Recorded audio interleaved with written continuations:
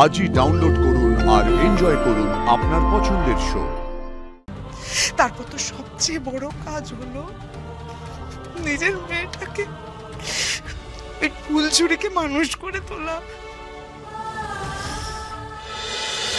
তোমাদের একটা কথা বলবো, হয়তো তোমাদের ভালো লাগবে না, কিন্তু আমি না বলে পারছি না।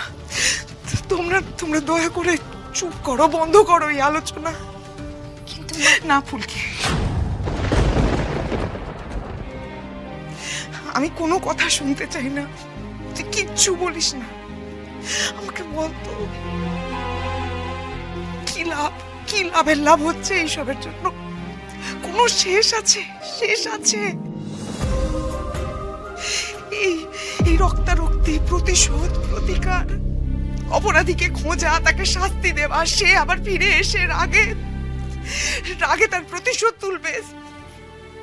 আজকে থেকে তো দেখছে না রায়চৌধুরী বাড়ি এই সমস্ত।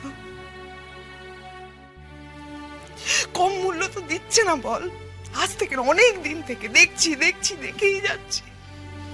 মধ্যখান থেকে এমন কিছু ক্ষয় হয়ে গেছে না, সেটা এই জীবনে তো অন্তত পূরণ হবে না।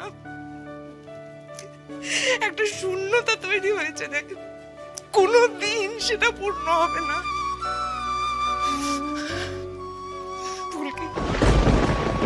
ফুলকে এবারে শান্ত হব, নিজের মেয়েটার মুখের দিকে তাকিয়ে সরে আয়, এই সমস্ত হানাহানি থেকে সরে আয়। ফুলকি,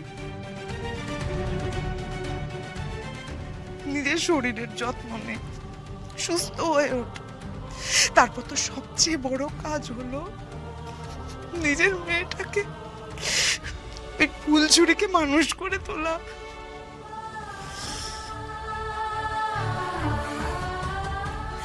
আমি মেজ বউয়ের সঙ্গে সম্পূর্ণ একমত। আমরা আর পারছি না ফুলকি। দেখ, যারা চলে গেছে তারা তো আর কোনোদিনই ফিরে আসবে না। তথা, রোহিত, পারমিতা, আর পারছি না রে, আর পারছি না। এবার সবটা শেষ হোক, সব শেষ হোক।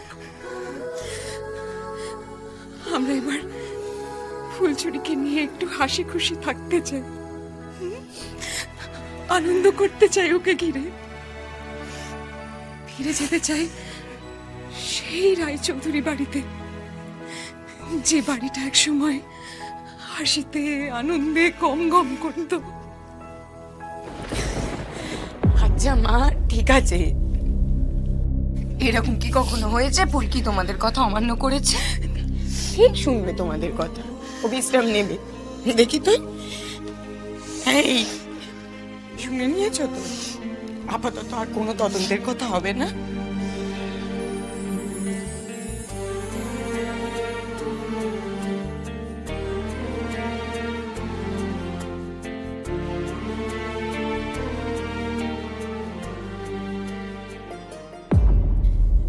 এখন থেকেই শুধু নিজে সুস্থ হয়ে ওঠা আর ফুলঝুরির দিকে মন দেওয়া, কেমন?